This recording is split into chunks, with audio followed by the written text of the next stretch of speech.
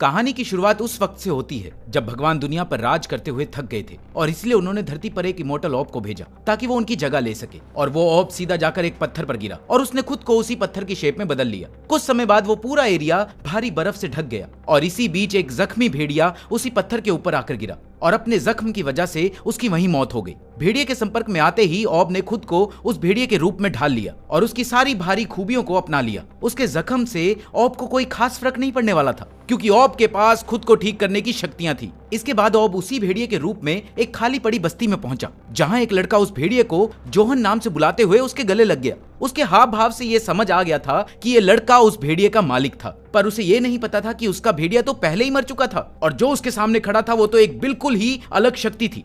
लड़के ने बताया कि वो इस बस्ती में अकेला ही रहता था और उसका पूरा परिवार दक्षिणी क्षेत्र में रहने की नई जगह ढूंढने गया था क्योंकि ये माना जाता था कि दक्षिणी क्षेत्र में एक अच्छे एनवायरनमेंट के साथ साथ बहुत सारे फल फ्रूट भी थे। पर उसको वहीं रुककर अपनी दादी और बाकी बुजुर्ग लोगों का ख्याल रखने को बोला गया था। पर धीरे धीरे करके उसके सभी साथी मरते गए और अब वो अकेला ही बचा था और अपने परिवार के वापस आने का इंतजार कर रहा था। उसी दिन उसने एक बहुत बड़ी मछली पकड़ी जिसे घर जाकर उसने कुछ टुकड़ों में काट कर आधी से ऑब और अपने लिए खाना तैयार किया और बाकी बची हुई मछली को दीवार पर लटका दिया जहां पहले से ही कुछ और मछलियां सूख रही थी। अगले दिन उस लड़के ने अपने परिवार को ढूंढने के लिए दक्षिणी क्षेत्र में जाने का फैसला किया, जिसके बाद वो अपना सारा सामान बांधकर ऑब के साथ निकल गया। रास्ते में उन्हें पत्थर पर एक निशान दिखा जिसे देखते ही वो लड़का समझ गया था कि वो निशान उसके घर वालों ने बनाया था ताकि अगर कोई उन्हें ढूंढने के लिए आए तो उसे मदद मिल सके। अगले कुछ दिनों तक वो लड़का ऑब के साथ एक्साइटमेंट में आगे बढ़ता गया। उसे जल्द से जल्द अपने परिवार से मिलना था। पर तभी एक दिन उसके पैर के नीचे की बर्फ टूटने की वजह से उसका पैर पानी में चला गया।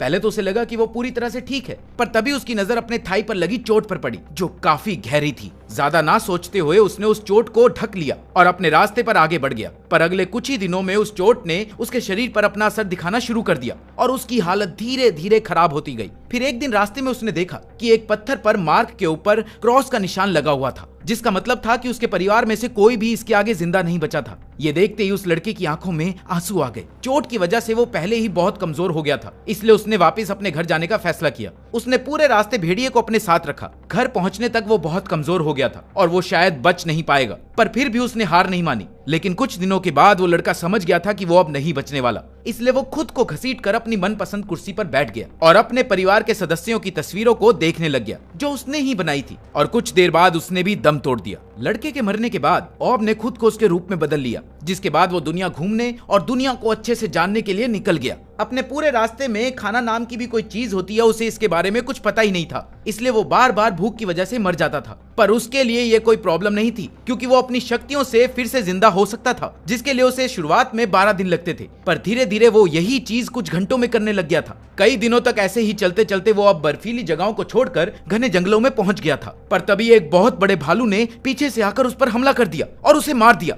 उधर नीना गांव में मार्च नाम की एक छोटी सी बच्ची अपनी डॉल के साथ खेल रही थी, जिसे वो अपने बच्चे की तरह रखती थी। और उसी गांव में पेरोना नाम की एक लड़की रहती थी जो मार्च के लिए एक बड़ी बहन जैसी थी। मार्च को हमेशा से ही बड़े होने का शौक था और इसी के लिए वो हमेशा अपने माता पिता को बहुत परेशान किया करती थी। कुछ ही देर बाद योनावा नेशन के कुछ सिपाही उस गांव में पहुंचे क्योंकि इस बार नीना गांव से एक ही बच्चे की बलि चढ़ने वाली थी। ये बलि उस पूरे इलाके में शांति बनाए रखने के लिए दी जाती थी और इसका चुनाव पायरोन नाम की एक बूढ़ी औरत करने वाली थी, जिसने थोड़ी देर जांच करने के बाद इस बलि के लिए मार्च को चुना। और जिसके तुरंत बाद ही गांव के सभी लोग मार्च के माता पिता को बधाइयां देने लग गए। पर मार्च को कुछ भी समझ नहीं आ रहा था, इसलिए उसने वापस घर पहुंचकर अपने माता पिता से उन बधाइयों के पीछे का कारण पूछा और जिस पर रोते हुए उन्होंने उसे पूरी बात बताई, जिसे सुनते ही मार्च गुस्से से पागल हो गई क्योंकि वो ऐसे नहीं मरना चाहती थी और अभी तो वो बड़े होकर अपनी जवानी को जीना चाहती थी, जिसके लिए वो बेसब्री से इंतजार कर रही थी। तभी योनामा नेशन के कुछ सिपाही उनके कमरे में आ गए और उनकी लीडर हेज ने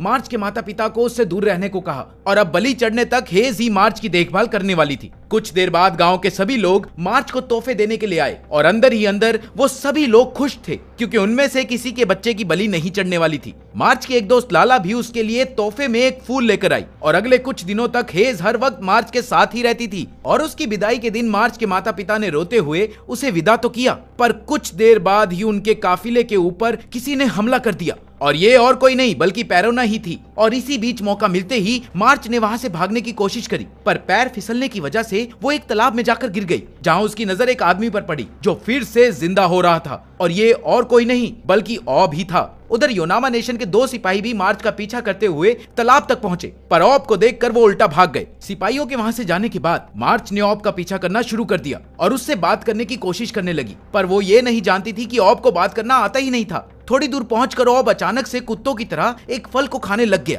जिसे देखते ही मार्च तुरंत समझ गई थी कि असल में ऑब बहुत ही ज्यादा मासूम था। जिसके बाद वो एक पेड़ के पास पहुंचे जहां काफी सारे पके हुए फल लगे हुए थे, और उन्हें देखते ही मार्च तुरंत एक पेड़ पर चढ़कर एक पका हुआ फल ऑब के लिए लेकर आई, पर ऑब ने उसे हाथ मारकर नीचे गिरा दिया और फिर से उसे कुत्तों की तरह खाने लग गया। ये देखकर मार्च को बहुत गुस्सा आया, पर उसके खाने के तरीके से वो समझ गई थी कि असल में ऑब ने बहुत दिनों से कुछ खाया नहीं था, इसलिए उसने पेड़ पर चढ़कर ऑब की तरफ फल फेंकना शुरू कर दिया। और उसकी भूख को अच्छे से मिटाने के बाद मार्च ने उसे थैंक यू बोलना सिखाया, और इसके लिए उसने उसका मुंह पकड़कर उसे बोलना सिखाया। मार्च ऑब को ठीक उसी तरह सिखा रही थी जैसे कोई माँ अपने बच्चे को सिखाती है। इसके बाद उन दोनों ने एक सुरक्षित जगह ढूंढकर अपनी पूरी रात वहीं पर बिताई। पर रात को सोते हुए मार्च को एक डरावना सपना आया, जहां उसने देखा कि उसके भाग जाने के बाद लाला को उसकी जगह बलि पर चढ़ाया जा रहा था, जिसे देखकर डर के मारे वो जाग गई। अगली सुबह मार्च ने वहां से निकलने का फैसला किया और ऑब लगातार उसका पीछा कर रहा था। मार्च ने कई बार उसे अलग अलग फल देकर रोकने की कोशिश करी, पर ऑब हर बार उन फलों को खत्म करके फिर से उसके पीछे आ जाता। इधर हार मारने के बाद मार्च ने ऑब के बारे में जानने का फैसला किया, पर ऑब की तरफ से कोई जवाब नहीं आया, जिसके बाद मार्च ने उसे एक नाम दिया जो था एमो।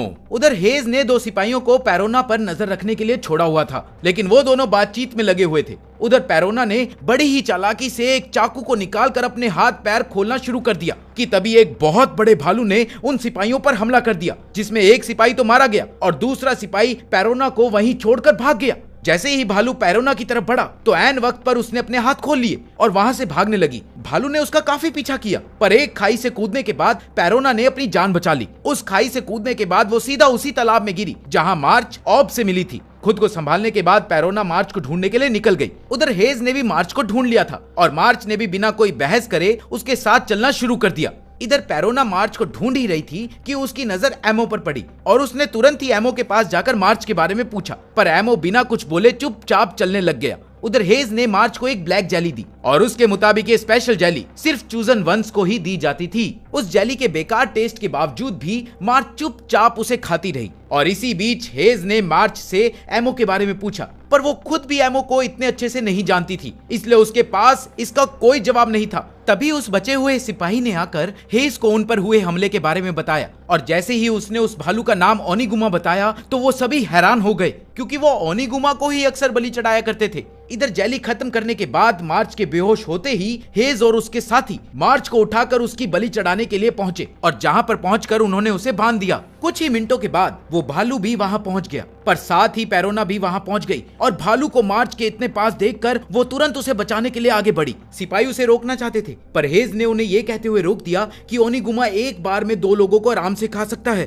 तभी एमो भी वहां पर पहुंच गया, और इधर हेज और उसके साथी उन्हें वहीं पर बांधकर बाहर चले गए। एमो सीधा जाकर ओनिगुमा के सामने खड़ा हो गया, जिसने एक ही बार में उसका सर पकड़ लिया, पर इस बार एमो ने भी अपनी पूरी ताकत लगाकर उसे रोकने की पूरी कोशिश करी, और कुछ ही मिनटों के बाद उसने अपने आप को भेड़िए में बदलकर ओनिगुमा पर हमला करना शुरू कर दिया, जिसके बाद उन दोनों के बीच में एक लड़ाई शुरू हो गई। पर एमो अपने हर हमले के साथ कुछ न कुछ सीख रहा था, और उधर हेज और उसके साथी ऊपर से ये सब कुछ देख रहे थे। काफी देर तक चली इस लड़ाई के अंत में एमो ने ओनिगुमा को हरा दिया, जिसे देखकर हेज बहुत शॉक हुई और उसे विश्वास नहीं हो रहा था कि कोई ओनिगुमा को भी हरा सकता है। ओनिगुमा के हार के बाद जब मार्च की आंख खुली तो पैरोना उसके हाथ खोलने के लिए आगे बढ़ी, पर तभी हेज ने उसे रोककर बताया कि वो उन्हें वापस नहीं जाने दे सकती थी, पर वो सभी उसके साथ योनामा चल सकते थे। तभी मार्च ने एमो को एक फल दिया, जिसके बाद उसने मार्च के पास आकर उसे थैंक यू भी बोला। हमें एक फ्लैशबैक में दिखाया गया कि ठीक मार्च की ही तरह पैरोना की बहन को भी ओनिगुमा की बलि बनाया गया था, जिसका पैरोना पर काफी बुरा प्रभाव पड़ा था, और तब से ही उसने कसम खा ली थी कि वो किसी और को ऐसे बर्बाद नहीं होने देगी। योनामा के रास्ते में शमन भी मार्च और पैरोना के साथ बैठी हुई थी, जहां उसने बताया कि असल में वो कोई पढ़ी लिखी शमन नहीं थी, बल्कि एक क्रिमिनल थी, जिसे योनामा के लोग अपने फायदे के लिए इस्तेमाल कर रहे थे। असल में योनामा को नीना गांव के पैसों में दिलचस्पी थी, और इसीलिए वो लोग सभी पूजाओं का हिस्सा बनते थे, जिसके बदले में नीना गांव उन्हें सभी सप्लाईज भेजते थे। और इसीलिए वो लोग इस प्रथा को रोकना नहीं चाहते थे। कुछ ही देर बाद वो लोग योनामा पहुंच गए, जहां हेज ने उन्हें बताया कि वो लोग अपनी पसंद का कुछ भी खरीद सकते थे और इसका सारा खर्चा योनामा की सरकार उठाने वाली थी। तभी मार्च की नजर मार्केट में एक लेटर वाले पर पड़ी और वो तुरंत उसके पास पहुंच गई, क्योंकि वो अपने माता पिता को एक लेटर भेजना चाहती थी। लेकिन वो ऐसा नहीं कर सकती थी क्योंकि उसे अपने माता पिता का एड्रेस ठीक से पता ही नहीं था, जिस पर पेरोना ने उससे वादा किया कि वो जल्द ही इसका पता लगाकर वापस आएगी। पर तभी मार्च ने एक कागज के ऊपर अपने हाथ का निशान छाप दिया और उसके मुताबिक ये हाथ उसके ठीक होने का निशान था, जिसे वो जल्द ही अपने माता पिता को भेजने वाली थी। इसके बाद उन सभी को एक ढाबे में खाना खिलाने के लिए ले जाया गया, जहां सभी ने पेट भरकर खाना खाया और साथ ही एमो ने चॉपस्टिक से खाना भी सीख लिया। लेकिन अपना खाना खत्म करने से पहले ही वो सभी बेहोश हो गए और ये सब हेज के प्लान के मुताबिक ही चल रहा था, जिसने उनके खाने में बेहोशी की दवा मिलाई थी। आंखें खुलने पर एमो एक जेल में बंद था, जिसके बाहर हेज अपने सीनियर्स को उसकी अनोखी शक्तियों के बारे में बता रही थी और उसके मुताबिक एमो उनके देश की फौज में एक अहम किरदार निभा सकता था। और इसी को दिखाने के लिए हेज ने एमो के कमरे में एक खूंखार क्रिमिनल को भेजा, जिसका काम था एमो पर हमला करना, ताकि वो अपने बचाव में अपनी शक्तियों का इस्तेमाल करे। और उस क्रिमिनल को ये वादा किया गया था कि अगर वो ऐसा करने में कामयाब हो जाएगा तो उसे आजाद कर दिया जाएगा। और हुआ भी कुछ ऐसा ही। क्रिमिनल के हमला करने पर एमो ने तुरंत ही अपने घाव को ठीक करके उस पर हमला कर दिया। एमो की ये शानदार शक्तियों को देखकर हेज के सीनियर्स बहुत खुश थे और वो एमो का सही इस्तेमाल करना चाहते थे। इसके बाद एमो को भी मार्च के साथ एक ही सेल में बंद कर दिया गया और ठीक उसके ऊपर बंद थी पेरोना, जिसने मार्च को अपने सेल में अलग अलग चीजें ढूंढकर उन्हें रस्सी की मदद से उसके सेल में भेजने को कहा,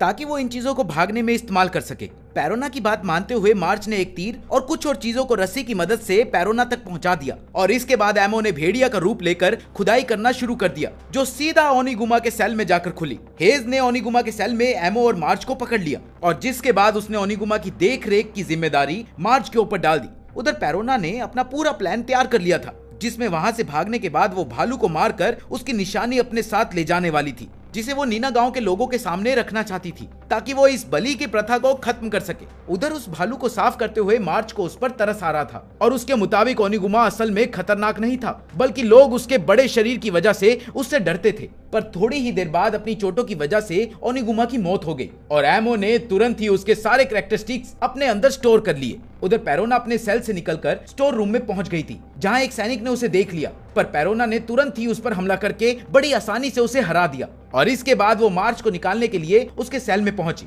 उसने मार्च और एमो के साथ पेरोन को भी सेल से बाहर निकाल लिया, पर वो वहां से जाने से पहले ओनिगुमा के शरीर का कुछ हिस्सा अपने साथ ले जाना चाहती थी, पर मार्च ने उसे ऐसा करने से रोक दिया, क्योंकि मार्च का मानना था कि वो लोग कोई और तरीके से भी लोगों को इस बारे में बता सकते थे और इसीलिए उन्हें ओनिगुमा के साथ ऐसा नहीं करना चाहिए। इसके बाद उन चारों ने अंडरग्राउंड सीवेज सिस्टम की मदद से बाहर की तरफ चलना शुरू किया। बाहर निकलने के लिए उन्हें एक घोड़ा गाड़ी भी मिल गई, जिसे लेकर वो चारों तेजी से आगे बढ़ने लगे। पर थोड़ी देर बाद उन्हें एहसास हुआ कि हेज और उसके सिपाही उनका पीछा कर रहे थे, जिन्हें रोकने के लिए पेरोना ने उन पर तीर चलाना शुरू कर दिया। पर फिर भी हेज काफी तेज रफ्तार से उनकी तरफ बढ़ती जा रही थी और जल्द ही एक सिपाही उनकी घोड़ा गाड़ी पर भी चढ़ गया। पेरोना उस सिपाही से लड़ने में व्यस्त थी और उधर हेज ने उसके ऊपर अपना निशाना लगाया हुआ था, पर हेज के तीर छोड़ते ही मार्च बीच में कूद गई, जिसकी वजह से वो तीर सीधा जाकर उसकी कमर में लग गया। ये देखते ही एमो गुस्से से पागल हो गया और उसने हेज पर हमला कर दिया। अपने बचाव में हेज ने उस पर तीर चलाया तो एमो ने इस बार खुद को ओनिगुमा में बदल लिया और उसने तबाही मचाना शुरू कर दिया।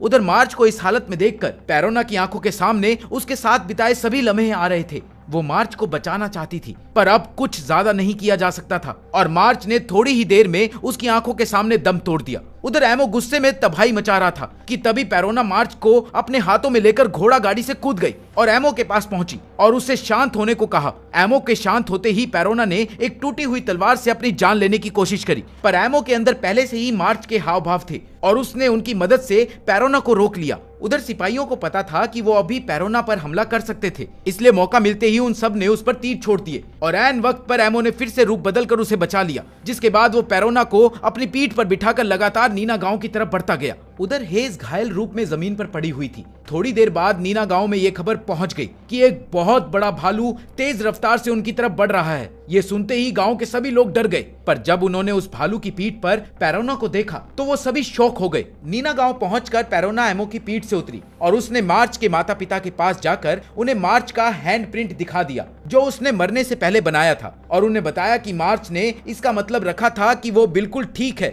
ये देखते ही मार्च के माता पिता जोर जोर से रोने लगे लग गए। उन्हें अफसोस था कि उन्होंने मार्च को बचाने के लिए बिल्कुल भी कोशिश नहीं करी और साथ ही उन्होंने पेरोना को धन्यवाद भी किया। तभी एक आदमी भागकर उनके पास आया और उन्हें बताया कि हेज और उसके सिपाही बहुत तेज रफ्तार से नीना गांव की तरफ बढ़ रहे थे। ये सुनते ही पेरोना समझ गई थी कि इस बार वो लोग एमो को पकड़ने के लिए आ रहे थे, इसलिए उसने एमो को तुरंत ही वहां से भागने को कहा। और पेरोना की बात सुनते हुए एमो चुपचाप अपने आप को भेड़िया बनाकर घने जंगलों में चला गया। उधर पेरोना और कुछ सैनिक एक बड़े से टावर पर चढ़ गए ताकि वो हेज को एमो तक पहुंचने से रोक सके, और इसलिए पेरोना ने एक तीर हेज की तरफ चलाया जो सीधा उसके हाथ पर जाकर लगा। उधर एमो जंगल में अकेला ही भटकता रहा और उसे जब भी भूख लगती तो वो मार्च का रूप लेकर पेड़ पर चढ़कर फल तोड़ लेता। इसी बीच उसे एक ऐसी खुशबू आई जो उसने पहले भी स्मेल की थी। पास जाकर उसे पता चला कि ये कोई और नहीं बल्कि पेरोन ही थी, जो मार्च को अपने सामने देखकर शौक रह गई। थोड़ी ही देर बाद वो समझ गई थी कि उसके सामने मार्च नहीं बल्कि एमो खड़ा था। उसने वापस से अपना रूप बदला और घोड़ा गाड़ी के अंदर गया, जहां उसने मार्च के खून का निशान देखा, जिसे देखकर वो बहुत उदास हुआ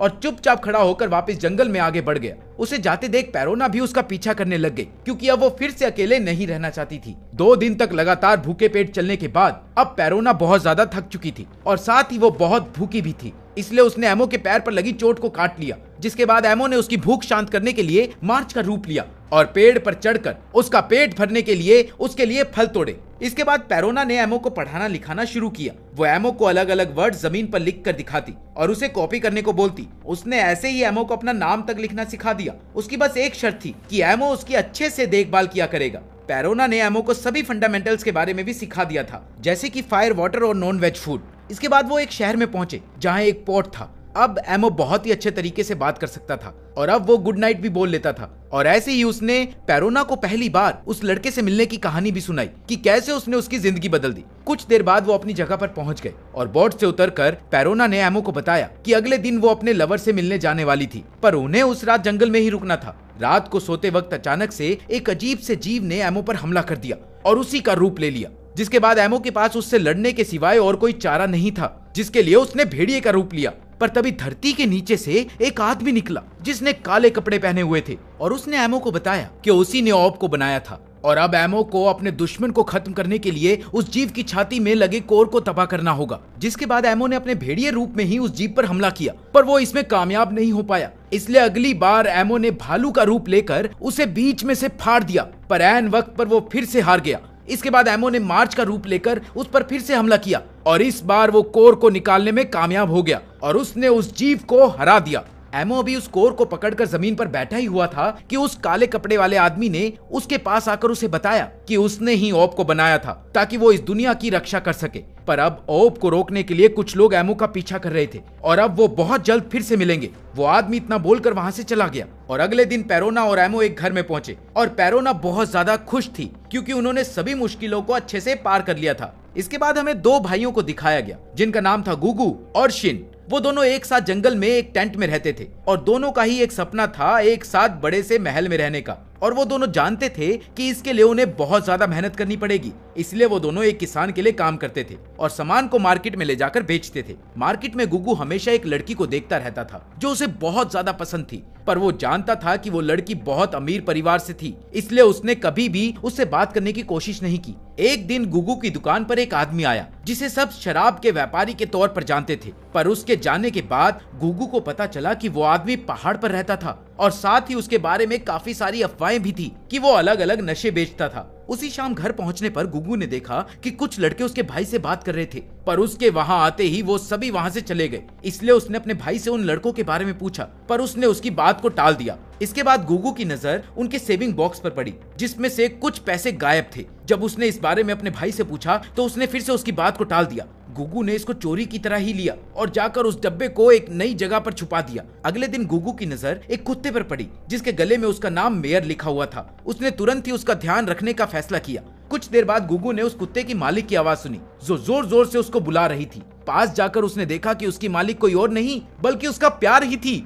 गुगू ने तुरंत ही मेयर उस लड़की को वापस कर दिया और इससे खुश होकर उसने गुगू को एक बहुत महंगी अंगूठी दी और उसे बताया कि अगर उसने ये अंगूठी बेच दी तो उसे जिंदगी में कभी भी सब्जियां नहीं बेचनी पड़ेगी। यार ऐसी अंगूठियां हमें क्यों नहीं मिलती। गुगू इसके बाद बहुत खुश था, पर जल्द ही उसकी खुशियां खत्म होने वाली थी। घर पहुंचकर उसने देखा कि उसका भाई उसके सारे पैसे लेकर भाग गया था और बदले में उसने एक लेटर छोड़ी थी जिसमें लिखा था कि वो ज्यादा पैसे कमाने के लिए कहीं दूर जा रहा था। गुगू जानता था कि ये सब झूठ था, इसलिए गुगू अगले कुछ दिनों तक बहुत ज्यादा उदास रहा। उसका किसी भी चीज में मन नहीं लगता था। एक दिन ऐसे ही अकेले टहलते हुए गुगू की नजर एक लकड़ी के बहुत बड़े लट्ठे के ऊपर पड़ी, जो उसके सर के ऊपर से उड़ता हुआ उसके पास गिरा। उस लकड़ी का मालिक उसे अकेले नहीं उठा सकता था, इसलिए वो मदद ढूंढने के लिए चला गया, पर उसके पीछे से वो लकड़ी का लट्ठा नीचे की तरफ जाने लग गया और गुगू की नजर नीचे पड़े अपने प्यार पर पड़ी, जिसे बचाने के लिए वो पूरी रफ्तार से भागा और सही समय रहते ही उसे धक्का देकर बचा लिया। पर इस बीच उसकी किस्मत उसके साथ नहीं थी, क्योंकि उस लड़की को बचाने के चक्कर में गुगू का चेहरा उस भारी लकड़ी के लट्ठे के नीचे आ गया। गुगू ने यह मान लिया था कि अब वो जिंदा नहीं बचने वाला और अब बस वो अपने मरने का इंतजार कर रहा था कि इसी बीच उसे पता चला कि उस लड़की का नाम रिन था। थोड़ी देर बाद वो शराब के व्यापारी की नजर गुगू पर पड़ी और वो उसे बचाने के लिए पहुंच गया, जिसने उसे अपने घर ले जाकर उसके चेहरे पर एक सर्जरी करी। होश आने पर गुगू ने देखा कि उसका चेहरा पूरी तरह से खराब हो चुका था और ब्रीवर ने बताया कि उसकी किस्मत का ही कमाल था कि गुगू अभी भी जिंदा था और उसके चेहरे को ढकने के लिए ब्रीवर ने उसे एक मास्क भी दे दिया ताकि उसे अपने चेहरे की वजह से शर्म न आए। इसी के 3 महीने बाद पायरोन और एमो उनके घर पहुंच गए और पायरोन ने ब्रीवर और गुगू को एमो की शक्तियों के बारे में बताया, जिस पर ब्रीवर ने उन्हें बताया कि असल में एमो एक बहुत ही खतरनाक हथियार की तरह काम आ सकता है और इसीलिए अलग अलग देश उसे अपने कब्जे में जरूर लेना चाहेंगे। उधर गुगू और एमो बहुत ही जल्द अच्छे दोस्त बन गए थे और गुगू ने एमो को जिंदगी में पहली बार नहाना सिखाया, क्योंकि अब एमो उनके साथ रहने वाला था, इसलिए उसे कुछ चीजें सीखना जरूरी था। एक दिन ब्रीवर और पायरोन मजाक में एमो को बचाने की बात कर रहे थे, पर ये सुनते ही गुगू गुस्से से भर गया, क्योंकि वो एमो को अपने भाई की तरह देखता था और वो उसके लिए लड़ने को हमेशा तैयार रहता था। एक दिन जब गुगू और एमो आपस में बात कर रहे थे, तभी उनके घर रिन पहुंची, जिसे देखकर गुगू हक्का बक्का रह गया था। असल में रिन वहां एक घाव को मिटाने के लिए दवाई लेने आई थी, जो उसे 3 महीने पहले लगा था और ये घाव उसे तभी लगा था जब गुगू ने उसे बचाया था। पर रिन को अभी तक ये नहीं पता था कि गुगू ने ही उसकी जान बचाई थी। पर थोड़ी ही देर बाद रिन का ध्यान गुगू से हटकर एमो पर चला गया, जिससे गुगू को देखकर बहुत गुस्सा आ गया, क्योंकि रिन अब कभी भी उसे एक आम लड़के की तरह नहीं देखने वाली थी। थोड़ी देर बाद रिन ने ब्रीवर से उन्हीं के घर में रहने की इजाजत मांगी और जिस पर ब्रीवर ने अपनी हामी भी भर दी। रिन अगले दिन अपने सामान के साथ वापस आने का वादा करके वहां से चली गई। उसी शाम एमो ने गुगू को अपनी शक्तियां दिखाते हुए बताया कि वो सभी फल फ्रूट्स को बना सकता था जो उसने पहले खाए हुए थे और साथ ही वो उन सभी हथियार को भी ला सकता था जिनसे उस पर हमला हुआ था। इसी बातचीत के बीच गुगू ने कुछ ऐसा कह दिया जो एमो को बहुत बुरा लगा और देर रात एमो अपने आप को भेड़िया रूप में बदलकर कहीं बाहर सोने के लिए चला गया। अगले दिन जब रिन ने गुगू से एमो के बारे में पूछा तो गुगू के पास इसका कोई जवाब नहीं था, पर गुगू जानता था कि एमो जल्द ही वापस आ जाएगा, क्योंकि आज वो लोग उसका मनपसंद खाना बना रहे थे। इसके बाद वो ब्रीवर के पास गया, जो रिन के घाव को सही करने के लिए दवाई तैयार कर रहा था, कि तभी उसने गुगू के मास्क के अंदर पाइप डालकर एक दवाई निकाली। गुगू को कुछ समझ नहीं आया और इसलिए उसने ब्रीवर से इसका जवाब मांगा, जिस पर उसने बताया कि उसने गुगू के अंदर एक स्पेशल ऑर्गन लगा दिया था जो स्पेशल अल्कोहल तैयार करने के काम आता था और जो दवाई की तरह भी इस्तेमाल की जा सकती थी। गुगू ये बात सुनकर एकदम हैरान हो गया और उसे इतना बुरा लगा कि वो पूरी रफ्तार से घर से बाहर भाग गया। गुगू के जाते ही एमो घर में पहुंच गया और रिन ने उसे पूरी बात बताते हुए गुगू को ढूंढने को कहा, जिस पर एमो ने साफ इनकार कर दिया। एमो को समझाते हुए पैरोन ने बताया कि गुगू ही उनके घर के सारे काम करता है और उसके जाने के बाद उन्हें काफी ज्यादा मुश्किल आ सकती है, जिस पर एमो ने जवाब दिया कि अब से गुगू की जगह वो सारा काम खुद किया करेगा। इसके बाद उसने रसोई में जाकर कुछ खाना तैयार किया, जिसे खाते ही सबने उसे बेकार बताकर रिजेक्ट कर दिया और अब सबको गुगू की याद आ रही थी। उधर गुगू ने वापस अपने पुराने टेंट में जाकर रहना शुरू कर दिया और अगले दिन जब गुगू मार्केट पहुंचा तो सभी लोग उसके मास्क को देखकर डर रहे थे और सब उसे राक्षस समझ रहे थे। इसके बाद गुगू ने अपने पुराने मालिक का पता लगाया और एक बार फिर से उससे काम मांगने के लिए पहुंच गया। वो मालिक बहुत ही अच्छा इंसान था, इसलिए उसने तुरंत ही गुगू को काम पर रख लिया। पर उस रात खाना खाते समय मालिक के बेटे चैन ने गुगू को उनके घर में रखने के लिए साफ मना कर दिया। मालिक ने उसे समझाने की बहुत कोशिश की, पर उसने अपने पिता की एक ना सुनी। इसलिए गुगू ने उन्हें वादा किया कि वो अपने टेंट में ही सोया करेगा और सुबह होते ही काम करना शुरू कर देगा। घर वापस जाते वक्त कुछ बदमाशों ने उस पर हमला करके उसका मास्क जबरदस्ती उतार दिया और जिसके बाद उसने फैसला किया कि अब वो कभी भी मास्क नहीं पहनेगा और अब से लोगों को उसका असली चेहरा ही देखना पड़ेगा। उधर एमो दिन पर दिन अपना काम अच्छे से करने की कोशिश करता रहता था, पर वो हर बार फेल हो जाता। इसीलिए उसने पैरोन के पास जाकर मदद मांगी, जिसने उसे गुगू को फिर से घर ढूंढ कर लाने की सलाह दी। एक शाम चैन गुगू के टेंट में पहुंचा और उसने गुगू को बहुत बुरा भला सुनाया, जिसकी वजह से गुगू ने नौकरी छोड़ने का फैसला कर लिया और अब वो नई नौकरी की तलाश में था। पर उसके चेहरे की वजह से कोई भी उसे नौकरी देने के लिए तैयार नहीं था। उसने एक बार रिन की दी हुई अंगूठी बेचने का भी फैसला किया, पर ऐन वक्त पर उसका मन बदल गया। तभी सड़क पर चलते हुए उसकी नजर सड़क किनारे पड़े एक इंसान पर पड़ी, जिसे देखकर ऐसा लग रहा था कि उसने कई दिनों से खाना नहीं खाया था। पास जाकर देखने पर उसने देखा कि वो कोई और नहीं बल्कि गुगू का भाई ही था। अपने भाई की ऐसी हालत देखकर गुगू को बहुत बुरा लगा और उसने उसके हाथ में रिन की दी हुई अंगूठी दे दी और उसे बेचने को कहा ताकि वो अपनी हालत सुधार सके। इतना बोलकर गुगू वहां से निकल गया। उसी रात टेंट में सोते हुए दो लोगों ने गुगू को किडनैप कर लिया, जिनका इरादा उसे बेचकर पैसा कमाने का था। पर तभी एमो ने उन पर हमला कर दिया और एक भेड़िए को अपने सामने देखकर वो दोनों वहां से भाग गए। पर गुगू ने एमो को देखते ही पहचान लिया और वो उसे देखकर बहुत खुश था। इसके बाद एमो ने गुगू को बताया कि पैरोन ने उसे समझाया है कि सिर्फ गुगू ही उसे नई चीजें सिखाने में मदद कर सकता है और इसीलिए एमो चाहता था कि गुगू उनके साथ वापस घर चले। पर गुगू अभी भी ब्रीवर की हरकत से गुस्सा था, इसलिए उसने एमो के साथ जाने से मना कर दिया। लेकिन तभी वो कई दिनों से भूखा होने की वजह से बेहोश हो गया। इसके बाद एमो गुगू को वापस से टेंट में लेकर गया, जहां उसने गुगू के लिए अपनी शक्तियों से बहुत सारा खाना इकट्ठा किया और गुगू ने वो खाना तब तक खाया जब तक उसका पेट नहीं भर गया। इसके बाद उनके टेंट में मिरर घूमते घूमते पहुंच गया और थोड़ी देर गुगू के साथ खेलने के बाद वो वहां से चला गया। इसके बाद गुगू ने एमो की शक्तियों को समझते हुए उसे बताया कि एक समय पर गुगू और उसके भाई के पास बहुत ही अच्छे परिवार में रहने का एक मौका था, पर फिर उस परिवार ने शहर छोड़कर जाने का फैसला कर लिया और हो सकता है कि एमो किसी भी चीज की तरह बन सकता था या किसी भी चीज को ला सकता था, क्योंकि उसके करीबी की मौत से उसे बहुत बड़ा धक्का पहुंचा हो। और इसीलिए गुगू ने एमी से उसे दुख पहुंचाने के लिए मदद मांगी और अब गुगू चाहता था कि एमो उसको मारने के बाद उसका भी रूप ले ले ताकि वो हमेशा उसे याद रख सके। ये बातें दोनों के बीच बहुत ही इमोशनल थी। तभी टेंट में रिन भी पहुंच गई और उसने बताया कि मिरर ने ही उसे यहाँ का रास्ता दिखाया, पर रिन को देखते ही गुगू ने अपना चेहरा छिपा लिया ताकि रिन उसको ना देख सके। पर रिन ने उसे बताया कि कैसे गुगू के जाने के बाद सभी को घर में उसकी कितनी याद आती थी और यहाँ तक कि उसके बिना तो वो लोग ढंग से खाना भी नहीं खा सकते थे।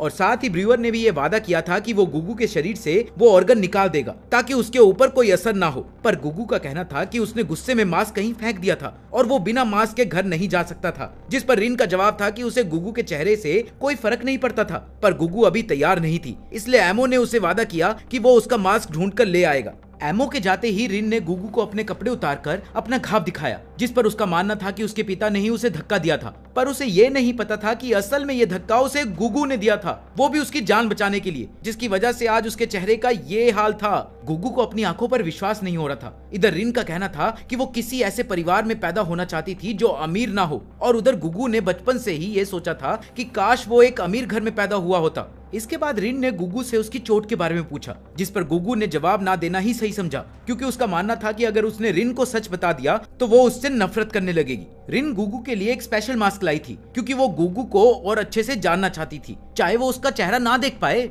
उधर एमो जैसे ही गुगू का मास्क लेने के लिए पहुंचा तो एक बार फिर से काले कपड़े वाले आदमी ने आकर उसे सावधान रहने को कहा, क्योंकि दुश्मन हर वक्त एमो पर अपनी नजर बनाए बैठे थे। उधर गुगू और रिन मार्केट में घूम रहे थे कि तभी रिन के पिता वहां उसे वापस घर ले जाने के लिए पहुंच गए, पर गुगू ने रिन को बचाने के लिए उन्हें धक्का मार दिया, जिसके बाद वो दोनों वहां से भाग गए। रात में एमो ने उन दोनों को ढूंढ लिया। जब वो दोनों नदी के किनारे बैठे हुए थे उस वक्त एमो के हाथ में गुगू का मास्क था, जिसे वो ढूंढ कर लाया था, इसलिए रिन ने अपना लाया हुआ मास्क पहनने का फैसला किया। वापस घर जाते समय उन्हें रिन की काम वाली मिली, जिसने रिन को मास्क के बावजूद भी पहचान लिया, इसलिए उन तीनों ने भागना शुरू कर दिया। पर काम वाली भी उनका पीछा कर रही थी। वो लोग जानते थे कि अगर उसे उनके घर के बारे में पता चल गया तो बहुत बड़ी परेशानी हो सकती थी, इसलिए उन्होंने एमो को पीछे रुककर उसका ध्यान भटकाने को कहा और ठीक प्लान के मुताबिक एमो ने मार्च का रूप लेकर उस काम वाली का ध्यान भटका दिया। पर तभी फिर से एमो के दुश्मन ने उस पर हमला कर दिया, जिसकी आवाज गुगू तक पहुंच गई, जिसे सुनते ही वो तुरंत एमो की तरफ भागा और उसने रिन को वापस घर पहुंचकर उसका इंतजार करने को कहा।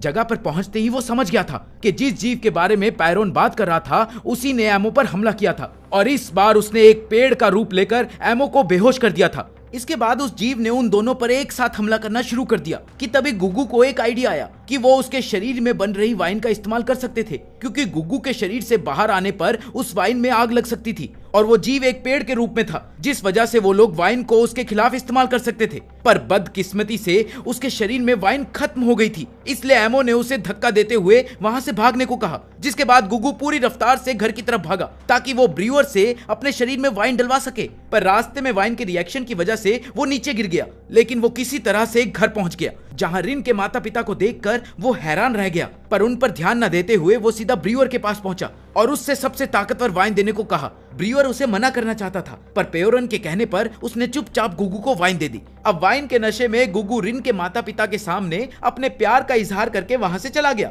जिसके बाद रिन के माता पिता भी वहां से जाना चाहते थे, पर पेयोरन ने उन्हें थोड़ी देर रुकने को कहा। वो चाहती थी कि रिन के माता पिता भी ये सारा नजारा देखे। वापस जगह पर पहुंचकर गुगू ने देखा कि उस जीव ने पूरी तरह से इमो की शक्तियां ले ली थी और गुगू को वहां देखते ही उसने गुगू पर भी हमला कर दिया। पर अपनी चालाकी से गुगू ने उस पर वाइन फेंक कर आग लगा दी और उसे हरा दिया। उसे हराने के बाद गुगू जोर जोर से रोने लगा क्योंकि उसे एमो का कोई अंश नहीं दिख रहा था। पर तभी उसकी नजर एक व्हाइट लाइट पर पड़ी जो थोड़ी दूरी पर जा रही थी। पीछा करने पर उसने देखा कि उस लाइट ने एक पत्थर की शेप ले ली, जिसका मतलब था कि एमो मर चुका था। पर एमो को बनाने वाला वो काले कपड़ों वाला आदमी ये सब कुछ देख रहा था और वो जानता था कि एमो में अभी भी थोड़ी सी जान बची हुई थी, इसलिए उसने एमो को फिर से जिंदा कर दिया। जिसके बाद एमो अपने भेड़िए के रूप में गुगू के सामने आ गया, जिसके बाद गुगू ने बताया कि उसने उस जीव को हरा दिया और वो दोनों आपस में खेलने लग गए। इसके बाद वो दोनों घर पहुंचे, जहां उन्होंने देखा कि रिन और उसके माता पिता अभी भी वहीं थे। इसलिए गुगू ने फटाफट से सबके लिए बहुत ही स्वादिष्ट खाना बनाया जो सबको बहुत पसंद आया।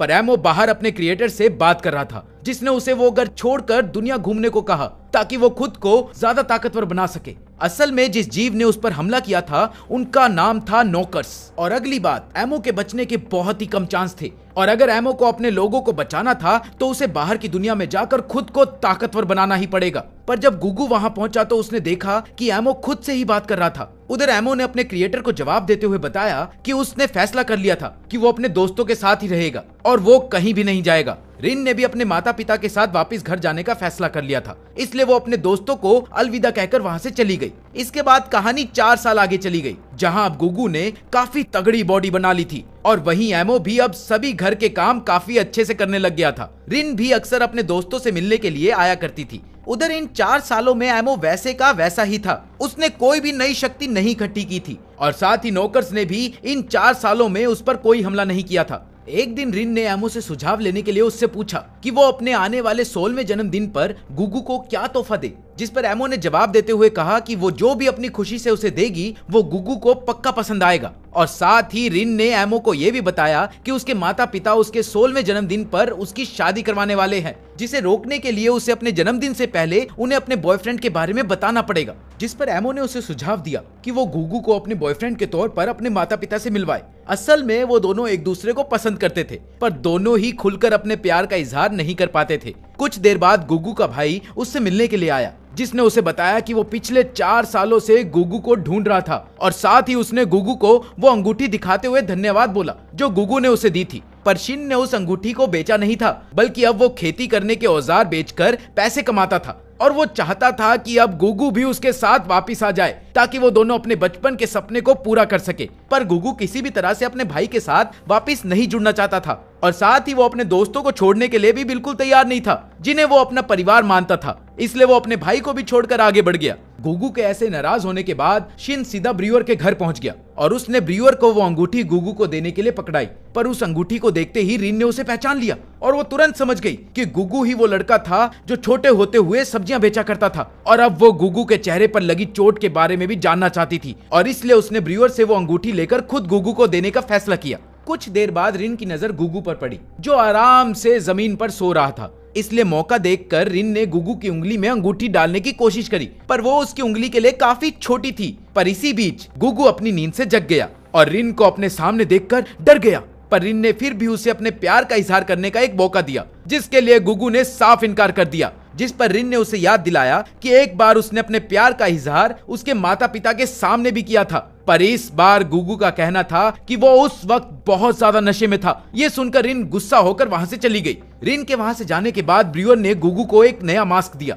जो उसने खास गुगू के लिए बनाया था। इस मास्क की खास बात थी कि इसमें से वाइन की मदद से आग निकल सकती थी और ये मास्क भविष्य में होने वाले हमलों में काम आ सकता था। इसके बाद एमो और गुगू दोनों तैयार होकर रिन के जन्मदिन के लिए निकल गए और रास्ते में उन्होंने मार्केट से रिन के लिए तोहफे भी खरीदे और गुगू ने खास कर वही फूल खरीदे जो रिन एक्सीडेंट वाले दिन तोड़ रही थी। थोड़ी देर बाद जब दोनों रिन के महल में पहुंचे जो बहुत ही बड़ा था और गुगू ने बिना कोई समय बर्बाद किए अपना मनपसंद खाना खाना शुरू कर दिया। अपने मास्क की वजह से सभी की नजर गुगू पर थी। थोड़ी देर बाद जब रिन वहां आई तो गुगू ने उसे फूल दिए जिससे रिन की वही यादें ताजा हो गई जिन्हें वो दबाना चाहती थी, इसलिए वो थोड़ा परेशान होकर वहां से चली गई। रिन के वहां से जाने के बाद कुछ लड़कों ने गुगू को उसके मास्क की वजह से परेशान करना शुरू कर दिया, जिस बीच वो गलती से वाटर फाउंटेन में गिर गया। पर रिन ने तुरंत ही आकर उसे एक तौलिए से साफ किया और उसका हाल पूछा, जिसके बाद गुगू थोड़ी देर के लिए अकेला बाहर चला गया। पर रिन ने एक बार फिर से उसे ढूंढ लिया और फिर से उसकी चोट के बारे में पूछा।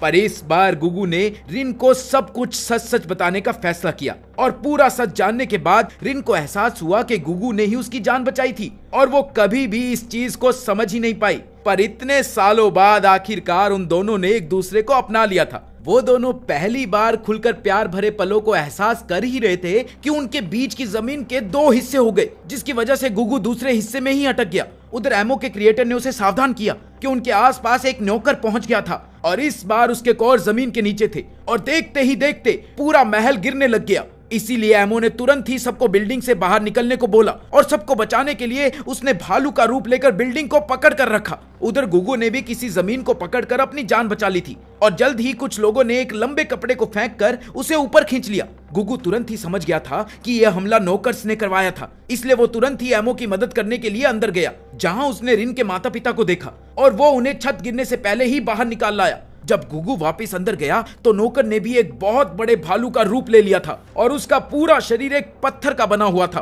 गुगू ने उस पर आग से हमला करने की कोशिश करी पर उसका कोई फायदा नहीं हुआ। पर वो समझ गया था कि भालू के अंदर का हिस्सा सॉफ्ट होगा, इसलिए उन्हें बस बाहर के पत्थरों को तोड़ने की जरूरत थी। इसलिए उन दोनों ने साथ में नौकर पर चढ़कर सुराग ढूंढने की कोशिश करी और एमो ने कई सारे भालों की मदद से सुराग बना भी दिया, जिसके बाद गुगू उस सुराग में आग लगाकर एक बार के लिए कोर को बाहर तो ले आया, पर एमो के पकड़ने से पहले ही वो फिर से अंदर चला गया। अभी गुगू और एमो अपनी छोटी सी कामयाबी के लिए थोड़ा सा खुश हो ही रहे थे कि तभी नौकर ने एक ही झटके में एमो को मसल कर रख दिया और उस नौकर के पास एक खास शक्ति थी जिससे वो एमो की शक्तियों को एब्जॉर्ब कर सकता था। इसके बाद उसने गुगू पर भी हमला किया और ऐन वक्त पर रिन ने बीच में आकर गुगू को धक्का देकर बचा लिया। पर चीजें तब बिगड़ गई जब पूरी इमारत उन दोनों के ऊपर गिर गई। उधर एमो को एक अजीब सा दर्द हो रहा था। उसे पता था कि दर्द की वजह कुछ और थी। असल में गुगू ने रिन को बचाने के लिए उसके ऊपर एक शील्ड बना ली थी और सारे मलबे का बोझ उसके शरीर पर आ रहा था, जिस वजह से उसके शरीर से खून टपक रहा था जो रिन के चेहरे पर गिर रहा था। ये दोनों के लिए बहुत ही भावुक पल था और इसी बीच गुगू ने रिन को वादा किया कि वो लोग यहाँ से निकलने के बाद पक्का फूल तोड़ने के लिए जाएंगे। पर यह बात बिल्कुल साफ थी कि उन दोनों में से सिर्फ एक ही बचने वाला था, इसलिए रिन ने गुगू को पहली और शायद आखिरी बार किस किया।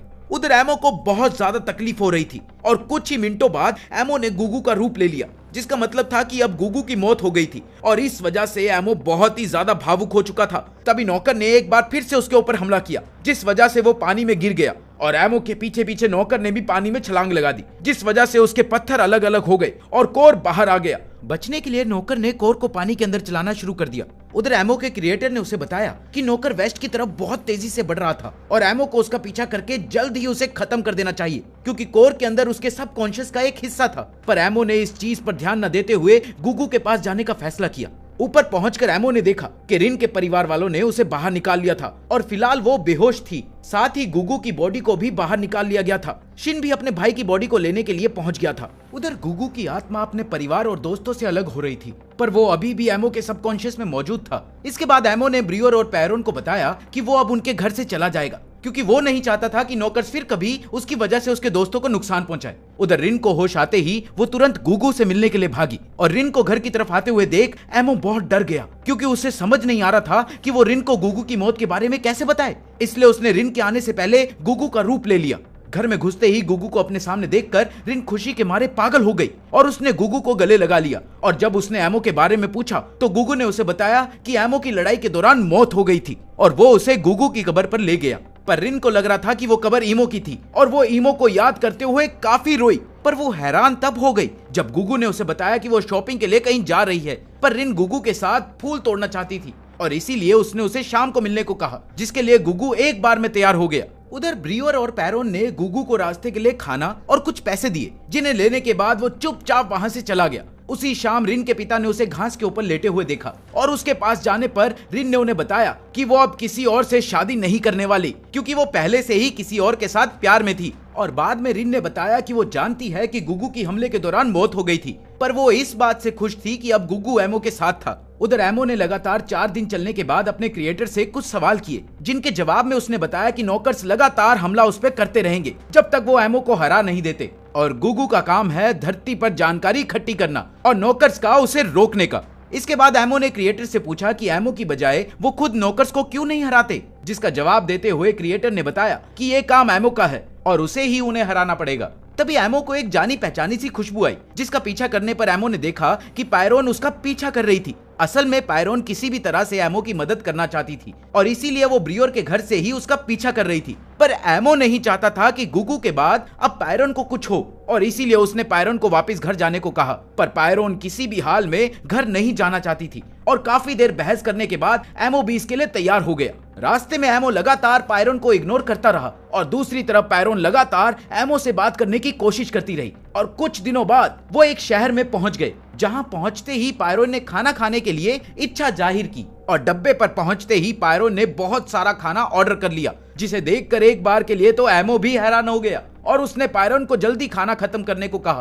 क्योंकि वो ज्यादा देर तक एक जगह पर नहीं रुक सकते थे। पर पायरोन कुर्सी पर ऐसे बैठी थी मानो वो उससे चिपक गई हो, इसलिए एमो ने गांव से बाहर आकर इंतजार करने का फैसला किया और गांव के बाहर पहुंचकर उसने एक बार फिर क्रिएटर को बुलाकर नौकर्स के बारे में पूछा, जिसके जवाब में क्रिएटर ने बताया कि नौकर्स कुछ ही किलोमीटर दूर थे। अभी एमो और क्रिएटर आपस में बात ही कर रहे थे कि पायरोन भी वहां पहुंच गई, जो एमो को खुद से बात करता देख काफी हैरान हुई, और इसी वजह से एमो को अपने क्रिएटर और नौकर्स के बारे में पायरोन को बताना पड़ा। अगले दिन रास्ते में पायरोन को एक फल दिखा जिसे वो खाना चाहती थी, इसलिए एमो ने पेड़ पर चढ़कर उसे तोड़ने की बहुत कोशिश करी, पर वो उस पेड़ पर चढ़ ही नहीं पा रही थी। इसलिए पायरोन ने उसे मार्च का रूप लेने को कहा, क्योंकि मार्च पेड़ों पर सबसे ज्यादा जल्दी चढ़ सकती थी। पर एमो को मार्च के बारे में कुछ याद नहीं था। असल में नौकर्स एमो का कुछ हिस्सा ही नहीं बल्कि उस इंसान की सभी यादें भी ले गए थे। इसके बाद ही एमो ने ज्यादा ताकतवर बनने का फैसला किया, क्योंकि वो अपने दोस्तों की यादों को भुलाना बिल्कुल नहीं चाहता था। उसी रात पैरोन ने एमो से उसकी आखिरी लड़ाई में इस्तेमाल करे गए प्लान के बारे में पूछा, जिस पर एमो ने जवाब दिया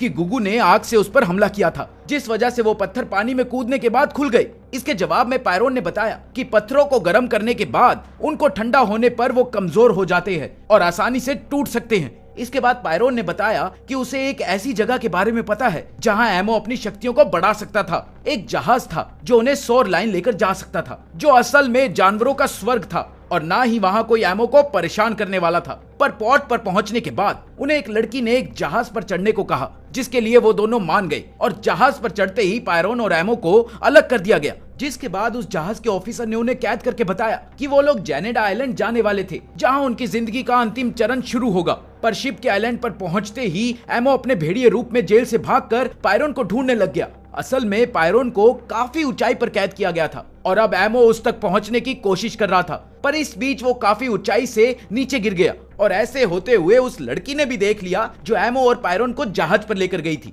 उसने एमो को बताया कि असल में काफी ज्यादा खूंखार कैदियों को सबसे ज्यादा सुरक्षित जेलों में रखा जाता था और ये पुराना आइलैंड भी एक तरह का जेल ही था। एमो उस लड़की से काफी ज्यादा गुस्सा था, पर वो जानती थी कि उन सबके साथ क्या होने वाला था, इसलिए उसने एमो से सुलह का हाथ बढ़ाते हुए उसे बताया कि उस आइलैंड पर एक लड़ाई की प्रतियोगिता भी होती है, जिसके जीतने वाले को उस आइलैंड का राजा बना दिया जाएगा और वो किसी भी कैदी को आजाद कर सकता है। एमो पैरोन को आजाद करने के लिए इसमें भाग लेने के लिए तुरंत तैयार हो गया, जिसके बाद वो लड़की एमो को प्रतियोगिता में नाम लिखवाने के लिए ले गई। पर वहां एमो को उस लड़ाई का कोई भी रूल अच्छे से समझ नहीं आया। ग्राउंड में पहुंचकर होस्ट ने सभी को बताया कि ये प्रतियोगिता अलग अलग स्टेजेस में कराई जाएगी और इसके लिए अलग अलग ग्रुप बनाए जाएंगे और इन्हीं ग्रुप में से आखिरी बचे हुए इंसान को ही अगली स्टेज में जाने का मौका मिलेगा।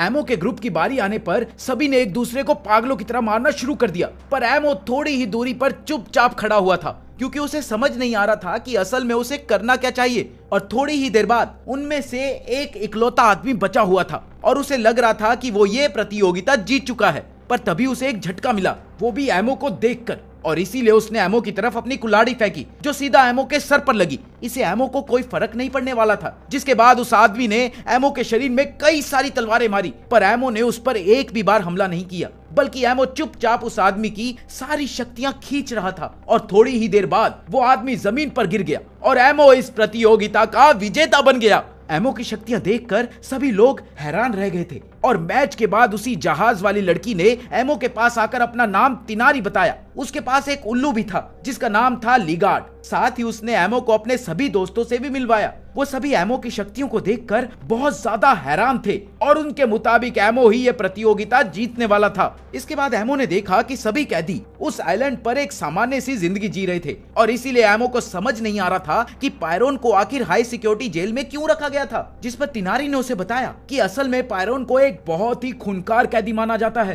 क्योंकि उसने योनामा शहर के 10 लोगों को जहर देकर जान से मार दिया था। पर तिनारी ये देखकर हैरान थी कि पायरोन एमो की जिंदगी में इतनी महत्वपूर्ण कैसे हो सकती है। वो उसे छुड़ाने के लिए अपनी जान की बाजी तक लगाने को तैयार क्यों है। इसके बाद तिनारी ने बताया कि एक अनजान आदमी ने उसे एमो को शिप पर बैठाने के लिए बोला था, पर अब उसे उस आदमी के बारे में कुछ भी नहीं पता था। ये सुनते ही एमो को बहुत गुस्सा आया और वो वहां से चला गया क्योंकि उसे तिनारी और उसके साथियों के साथ कोई रिश्ता नहीं रखना था। उसी रात एमो ने अपने क्रिएटर को अपने हालात के बारे में बताया कि वो प्रतियोगिता में लोगों की जान नहीं लेना चाहता था।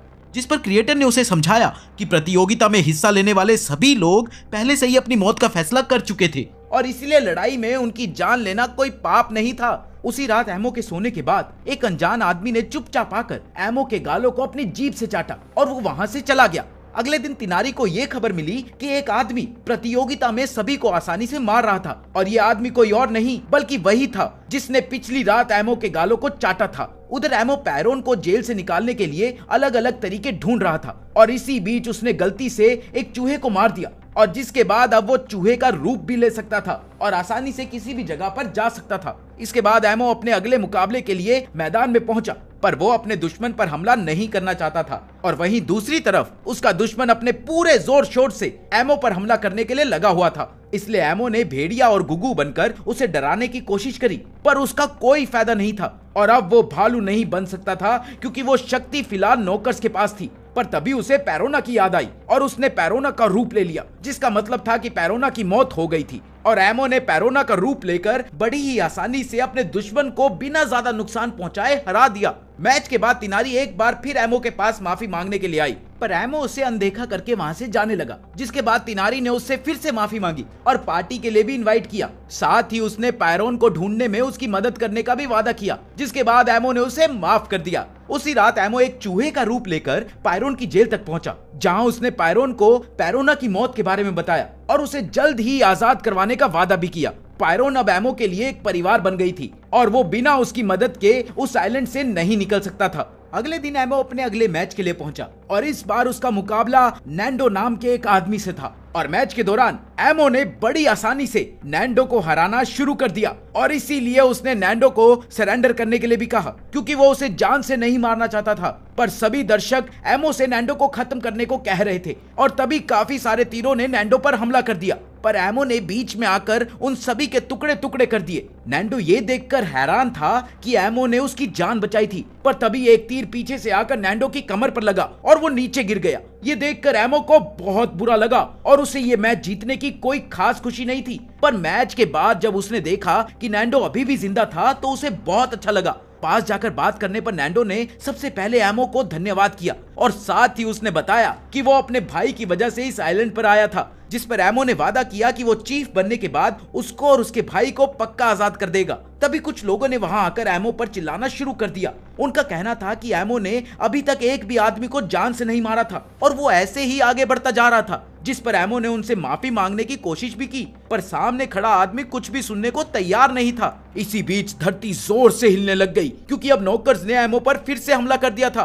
और उस वक्त एमो गुगू के रूप में था। उसने तुरंत ही सभी लोगों को अपनी जान बचाकर वहां से भागने को कहा और एमो ने भेड़िए का रूप लेकर नौकर को अपने पीछे लगा लिया और तुरंत ही चूहे का रूप लेकर उसके अंदर घुस गया और कोर को काटना शुरू कर दिया। पर इससे पहले एमो ज्यादा कुछ कर पाता, नौकर ने उसे उठाकर बाहर फेंक दिया। तब तक तिनारी और उसके दोस्त भी एमो की मदद के लिए पहुंच गए और उन सभी ने नौकर के हाथों को बंद कर उसके ऊपर तीर मारना शुरू कर दिया। और उधर तीर खत्म होने पर एमो उन्हें और तीर देता है। ऐसा लगातार करते रहने पर उन्होंने एक सुराग ढूंढ लिया, जिसके बाद वो सभी उस पर लगातार निशाना लगाते रहे, जिस वजह से नौकर एक धमाके में फट गया और एमो ने कोर को ढूंढकर उसे तबाह कर दिया, जिसके बाद उसके सभी रूप उसके पास वापस आ गए। इस सब के बाद एमो को एहसास हुआ कि वो अकेले नौकर को हरा नहीं पाया और उसे तिनारी और उसके दोस्तों की मदद की जरूरत पड़ी। इसलिए उसने सबसे पहले उन सबका शुक्रिया अदा किया। शुक्रिया।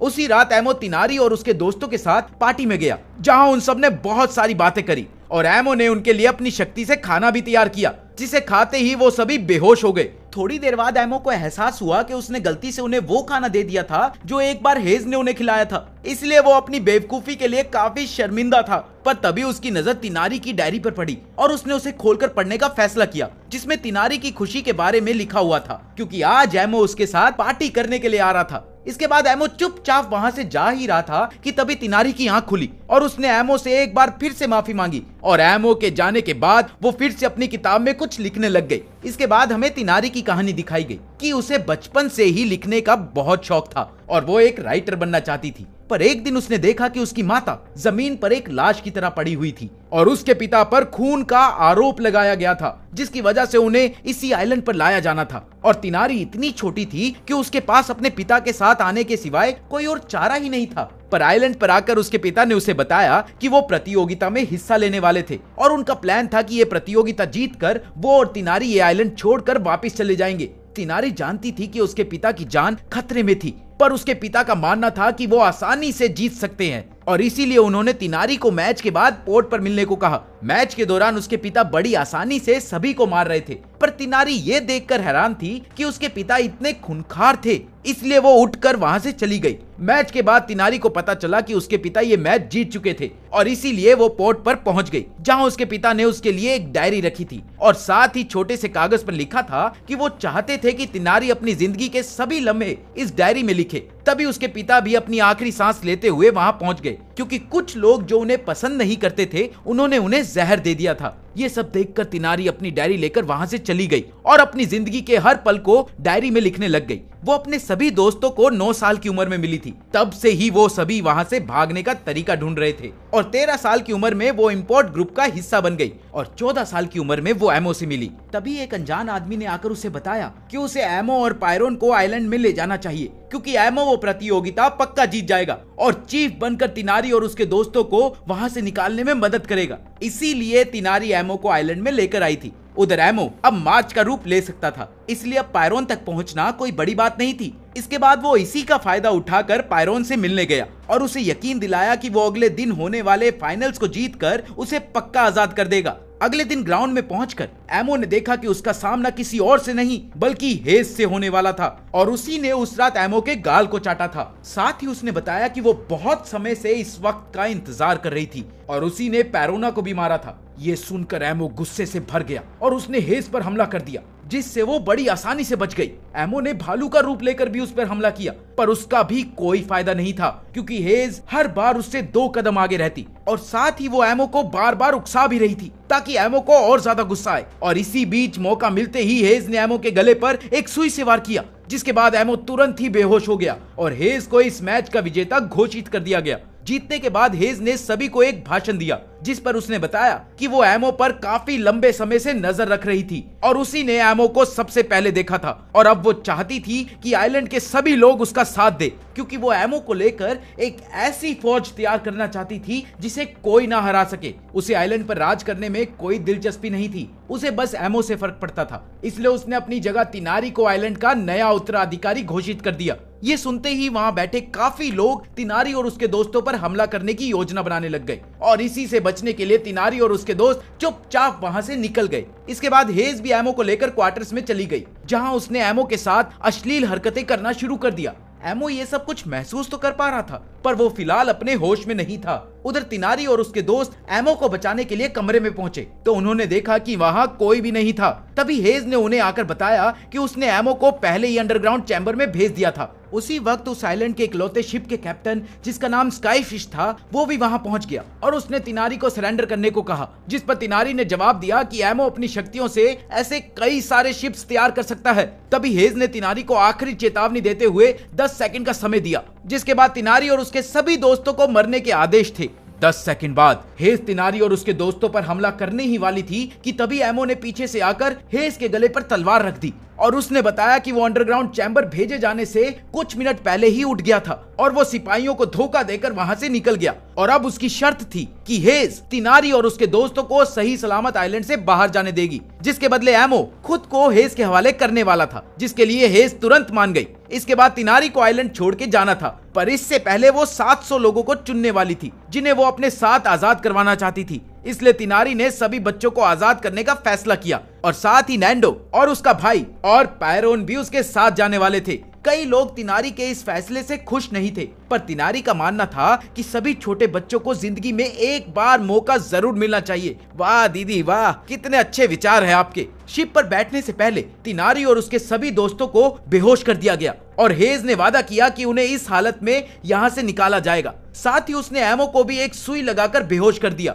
कुछ ही देर बाद तिनारी को होश आया, जो बहुत ही हैरान करने वाली बात थी क्योंकि उस दवाई का नशा काफी लंबे समय तक रहने वाला था। होश आते ही तिनारी एक लाइफ बोट के सहारे वापस आइलैंड के लिए निकल गई और जाते जाते उसने अपने बॉस और नैंडो को बच्चों का ध्यान रखने को कहा। उधर आइलैंड पर पहुंचकर तिनारी एमो को एक लेटर भेजने की कोशिश कर रही थी कि तभी उसने देखा कि एमो उसके पीछे खड़ा था, जिस पर एमो ने बताया कि वो एक चूहे का रूप लेकर जेल से भाग गया था। असल में वो ये देखकर हैरान था कि तिनारी अपने भागने का इकलौता मौका छोड़कर उसे बचाने के लिए वापस आई थी। अब उन दोनों की वहां से निकलने की बारी थी और तूफान की वजह से उन्हें उस रात वहीं रुकना पड़ा। उस रात उन दोनों ने काफी बातें करी और सपने में तिनारी अपनी माँ से भी मिली। अगले दिन जैसे ही वो दोनों वहां से निकलने लगे, तभी एमो के क्रिएटर ने उसे बताया कि न्योकर्स ने आइलैंड पर फिर से हमला कर दिया था। तिनारी एमो को रोकना चाहती थी, पर वो जानती थी कि ये एमो की जिम्मेदारी थी। उधर हेज को भी एमो के भागने की जानकारी दे दी गई और साथ ही उसे आइलैंड पर चल रही मुसीबत के बारे में भी बताया गया,